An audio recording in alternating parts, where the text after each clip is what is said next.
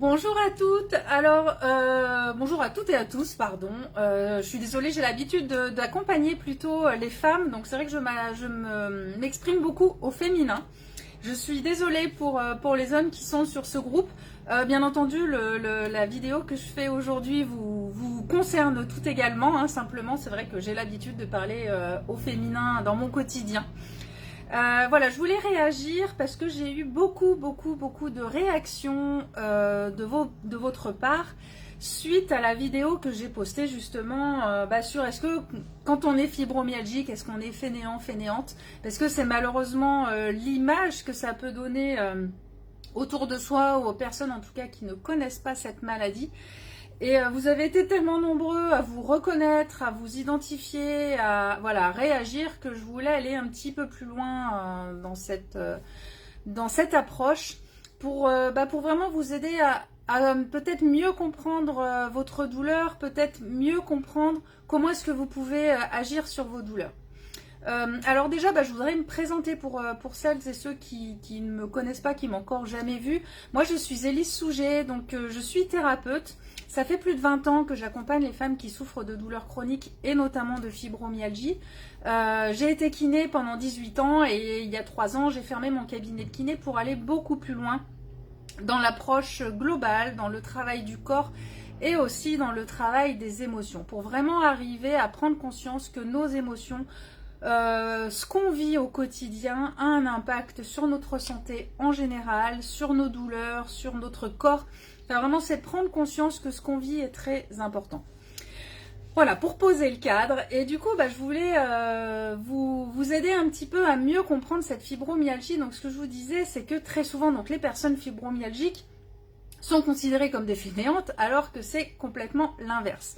C'est complètement l'inverse dans le sens où la plupart des personnes sont fibromyalgiques, de ce que j'ai pu vraiment observer autour de moi, de toutes les personnes que j'ai pu suivre, c'est que ce sont au contraire des personnes qui sont dans l'hyperactivité, dans l'hyper-don, de je donne énormément aux autres. Et je vois, moi, la plupart des femmes que j'ai eues, c'est qu'elles se gardent les miettes de temps, les miettes d'énergie, les miettes de rien, en fait, de ce qui peut leur rester pour elles. Et en fait, si vous voulez, le problème, entre guillemets, de ce comportement, donc c'est très bien de donner aux autres, mais quand on ne se donne rien à soi, en fait, c'est comme s'épuiser. En fait, ça veut dire qu'il y a beaucoup d'actions qui ne vous ressourcent pas. Même s'il y en a beaucoup qui vont me dire « Mais oui, mais ça me fait plaisir de faire plaisir aux autres ». C'est vrai que ça fait plaisir de faire plaisir aux autres. Mais pour vraiment arriver à se remplir soi-même, à se redonner de l'énergie, à se ressourcer, ne donner qu'aux autres ne suffit pas. Notre corps, notre inconscient, notre système énergétique a besoin de se donner aussi à lui pour se ressourcer, pour se recharger. Ce qui va se passer aussi quand on donne énormément aux autres, c'est que souvent inconsciemment ou pas, on attend toujours un petit peu des retours. Et moi, j'ai souvent entendu des femmes me dire « Mais après tout ce que je lui donne, après tout ce que j'ai fait, j'ai rien, j'ai à peine un merci. » Ou moi, je lui demande un service, il me dit non. En fait, il y a quand même ce besoin de retour et cette impression, forcément, comme vous donnez tellement, les autres ne donnent jamais suffisamment, ne donnent jamais à la hauteur de ce que vous leur donnez, parce que vous leur donnez de façon vraiment tellement abondante que le retour ne sera jamais aussi abondant. Et ça, malheureusement, c'est source de beaucoup de frustration et de colère, en fait, de mince, après, justement, comme je vous dis, après tout ce que j'ai fait pour lui, après tout ce que je lui ai donné, après tout, finalement, je récolte très peu. Et ça crée de la frustration.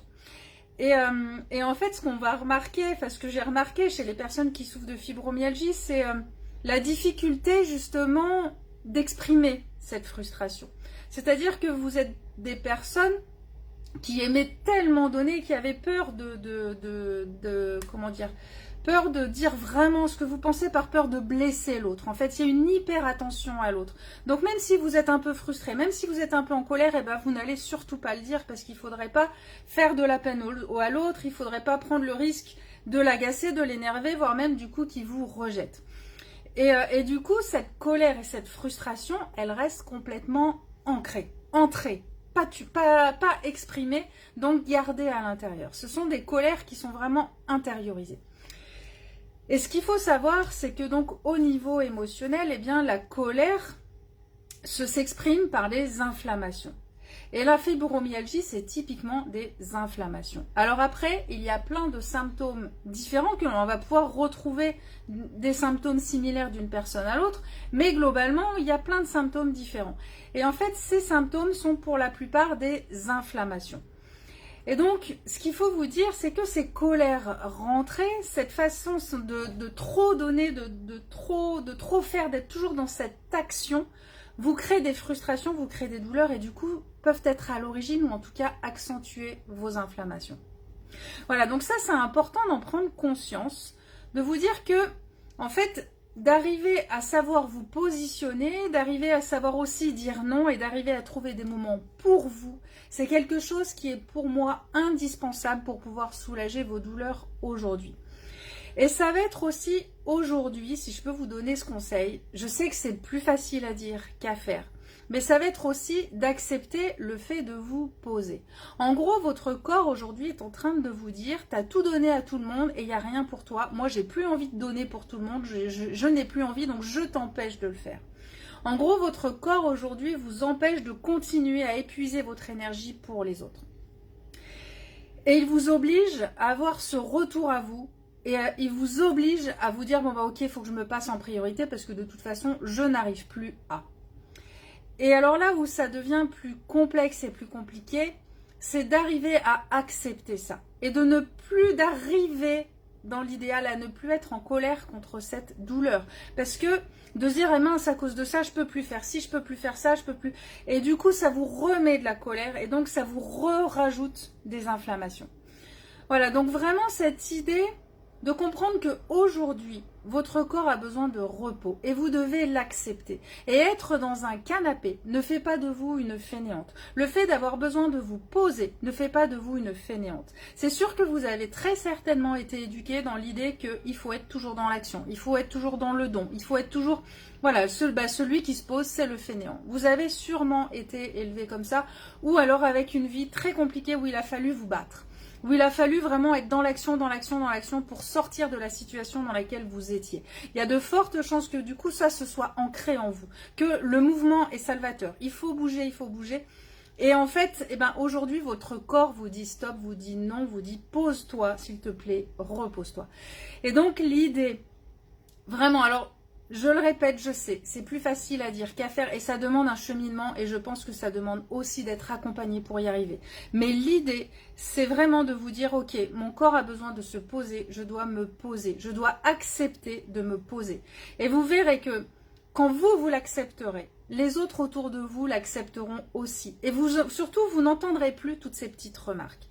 J'ai vu hier ou dans la semaine un commentaire d'une de vous qui disait qu'elle n'osait même plus sortir avec sa canne parce qu'elle a l'impression que tout le monde se moque d'elle.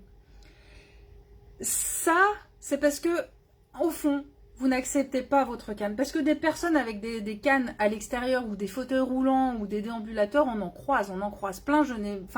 Moi, je me suis jamais moquée de quelqu'un qui a une canne. Et en fait... L'idée, c'est vraiment d'assumer ça, bah oui, j'ai une canne. Et puis si les gens se moquent, ils se moquent. Mais en fait, le problème de ne plus oser sortir avec sa canne de peur de se faire moquer, c'est que finalement, la seule personne qui souffre plus, c'est cette personne-là qui n'ose pas sortir avec sa canne. Parce que du coup, elle doit marcher sans canne et donc c'est encore plus de douleur. Donc c'est vraiment assumer ça. Et puis moi, ce que je vous encourage aussi vraiment aujourd'hui, c'est que certes, vous ne pouvez plus faire ce que vous faisiez avant. Mais je vous encourage vraiment, du coup, à ouvrir votre esprit, à voir qu'est-ce que vous pouvez faire aujourd'hui, malgré vos douleurs. Il y a sûrement tout un tas d'activités que vous pouvez malgré tout encore faire aujourd'hui. Alors, activité ne veut pas dire forcément mouvement. Voilà, l'idée, ça peut être aussi de trouver soit des séances de stretching. Le mouvement est nécessaire à partir du moment où il ne réveille pas forcément trop de douleur. Mais il n'est pas non plus aujourd'hui obligatoire. Aujourd'hui, votre corps, il a besoin de repos. Mais du coup, ça va être de vous amener à trouver des activités qui vont vous faire du bien, qui vont vous apporter du plaisir à vous et rien qu'à vous. Donc, ça peut être des loisirs créatifs, ça peut être de la lecture, ça peut être... En fait, l'objectif vraiment, c'est de vous apporter du plaisir à vous. uniquement à vous, sans tenir compte de ce que les autres vont penser, sans tenir compte des autres. C'est vraiment ressourcer votre corps, ressourcer votre inconscient, ressourcer votre système énergétique et vraiment d'arrêter d'être dans cet hyperdon de tout donner aux autres et de revenir à vous. Et en fait, le fait de faire ces activités qui vont vous faire du bien et qui ne vont être que pour vous, si vous ne l'avez toujours pas compris, eh bien ça va vous ressourcer, ça va vous redonner de l'énergie, ça va calmer votre colère et votre frustration. Et ça, progressivement, eh bien ça va aussi calmer vos inflammations. Et moi j'ai vu des femmes autour de moi, alors attention, c'est sûr que ça prend du temps, parce que comme je vous disais, ce sont des comportements qui sont ancrés en vous, qui datent de votre éducation, qui ne vont pas s'effacer du jour au lendemain. Mais déjà c'est d'en prendre conscience. Observez déjà toutes ces choses aujourd'hui qui vous agacent, qui vous énervent. Parce que même si vous avez l'impression de ne pas être en colère, essayez de vous dire la phrase « ça me fait chier ». Au quotidien, à quel moment vous dites « ah là, ça me fait chier, ah ça me fait chier ». Et en fait, tout ça, c'est des petites colères qui cumulées, et ben, font que votre organisme déborde et que là, vous avez beaucoup de douleur. C'est pas forcément la méga grosse colère qui fait que vous avez envie de trucider tout le monde. Ça peut être simplement des frustrations qui s'accumulent. Ah ben là, elle m'a dit ça me fait chier. Ah puis là, je dois faire ça me fait chier. Ah puis là, je lui ai fait ça, elle m'a pas dit merci, ça me fait chier. Puis je dois emmener les enfants à l'école, ça me fait chier. Puis je dois emmener les machins. Et c'est tous ces petits ça me fait chier qui s'accumulent et qui peuvent du coup être à l'origine de cette colère rentrée, enfin de ces colères rentrées et à l'origine de vos inflammations. Donc vraiment, trouvez ces activités dans lesquelles vous allez pouvoir prendre du plaisir, pouvoir vous ressourcer, vous recharger et vous verrez que progressivement donc ces frustrations vont diminuer parce que même si vous devez continuer à faire des choses pour les autres, le fait de faire des choses pour vous va vous aider à faire baisser ce niveau de stress. Ensuite, je vous encourage, quand vous avez identifié tous ces petits ça me fait chier, c'est de les objectiver, de les écrire. Faites une liste de tout ce qui vous fait chier dans votre journée et de tout ce qui vous fait chier de votre passé, de votre enfance, de votre éducation, pour vraiment vous rendre compte en fait de tous ces trucs qui sont là, qui vous pèsent, que vous portez, de toutes ces colères, de toutes ces frustrations que vous portez depuis des mois, peut-être même depuis des années, voire même peut-être depuis des dizaines d'années. Donc faites cette liste de colères pour en prendre conscience. Hop, je l'éteins. Voilà, donc je vous encourage vraiment à faire ça pour acter toutes ces colères qui peuvent vous impacter. Voilà, et puis vous allez vous rendre compte, enfin moi je sais que je l'ai vu autour de moi, notamment une qui faisait beaucoup de marches, donc moi j'habite à Grenoble, donc qui faisait beaucoup de rando, qui montait en haut des montagnes, qui faisait des sommets, tout ça. Quand je l'ai rencontrée, elle était en dépression, elle me disait c'est sûr, de toute façon je referai jamais de montagne, c'est pas possible, et puis ça voilà. Alors elle était vraiment dans un état de colère contre ça. Et donc ça a pris du temps, hein. C'est ce que je vous disais tout à l'heure, c'est que c'est pas quelque chose qui s'efface du jour au lendemain. Mais progressivement, bah du coup, elle s'est mise à faire d'autres activités. Elle a fait du dessin, elle a fait voilà, des activités beaucoup plus douces. Du yoga aussi, elle s'est mise au yoga. Et là, ça fait quelques mois, et ben elle a repris la randonnée. Alors certes, pas au même niveau qu'avant. Maintenant, elle fait des marches beaucoup plus, avec beaucoup moins de dénivelé, parce que c'est surtout le dénivelé qui posait problème. Et puis avec d'autres intentions, c'est-à-dire qu'avant, l'objectif, c'était la performance, il faut que je monte, il faut que je fasse ce sommet. Maintenant, elle va se promener, elle va marcher quand même, hein, elle marche plusieurs heures, hein, c'est quand même de la rando, même s'il y a moins de dénivelé. Mais l'état d'esprit n'est plus le même, elle prend le temps d'observer les oiseaux, elle prend le temps d'observer les plantes. En fait, elle a vraiment changé sa façon de voir, d'agir. Et ça, c'est quelque chose qui se fait sur la durée, forcément. Mais du coup, le fait déjà d'avoir dit, bon bah ok, aujourd'hui je peux plus marcher, bon bah qu'est-ce que je peux faire d'autre qui va finalement m'apporter du plaisir. Et progressivement, sans s'en rendre compte en fait, sa colère, bah du coup c'est atténué. Elle s'est vraiment plus focalisée sur elle. Et progressivement, sa colère s'est atténuée. Et du coup, progressivement, elle a pu reprendre les activités qu'elle aimait avant, d'une façon un petit peu différente. Mais vraiment, donc moi, le conseil principal là que je peux vous donner, c'est de vous recentrer sur vous. Cet hyper don que vous donnez aux autres, cette hyperactivité, de dire il faut surtout pas que je me pose, j'ai pas le droit. Oh bah aujourd'hui je me suis posé 2 heures, j'ai pas le droit de plus. Ça, il faut vraiment arriver à vous en sortir. Vous méritez aussi de vous poser. Vous méritez de vous relâcher. Vous avez le droit de vous poser et de vous relâcher. Donc ça, il faut vraiment que vous l'acceptiez. Pour ça, c'est vraiment un travail aussi sur soi, d'amour de soi, d'estime de soi pour comprendre que oui, moi aussi je mérite de prendre du temps pour moi. Et puis si les enfants doivent faire autrement, il y a des solutions pour faire autrement.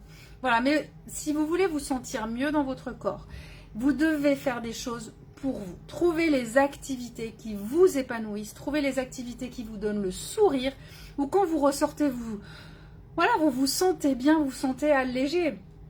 Et alors ça peut être en groupe, ça peut être toute seule chez vous, ça peut être comme vous le souhaitez, mais vraiment des activités qui vous donnent le sourire. Ça, c'est indispensable. Prenez ce temps pour trouver quelle activité va vous donner le sourire. Et pour vous recharger, pour vous ressourcer. Voilà, donc c'était ce petit retour que je voulais vous faire suite à la vidéo que j'avais faite. Donc n'hésitez pas, si vous avez des questions, en tout cas, je peux vous aider à y répondre. Voilà, en tout cas, je suis de tout cœur avec vous. Je suis complètement consciente que c'est plus facile à dire qu'à faire. C'est vraiment... Et surtout, ne vous culpabilisez pas non plus. Ça, c'est aussi un retour que j'ai souvent. Ne vous culpabilisez pas. Vous avez fait jusqu'à aujourd'hui avec les clés, avec les outils qu'on vous avait donnés. Donc, vous avez fait comme vous pouviez. Puis, il est sûrement que si en plus vous aviez eu une vie compliquée, qui vous a demandé d'être dans l'action, qui vous a demandé d'être dans la bataille, d'être dans le... Voilà, ça vous a sauvé la vie. Aujourd'hui, ce caractère vous a sauvé la vie. Donc, ne vous culpabilisez pas, au contraire, dites-vous merci d'avoir eu ce caractère, merci d'avoir pu donner autant. Mais aujourd'hui, j'ai besoin de me poser, de me ressourcer. Voilà. Eh bien, je vais vous laisser pour aujourd'hui. Je vous remercie pour toutes celles qui seront passées en cours de live pour m'écouter. Et puis, donc, n'hésitez pas si vous avez des questions, celles qui vont regarder en replay. Merci beaucoup. Et puis à très bientôt. Bonne journée.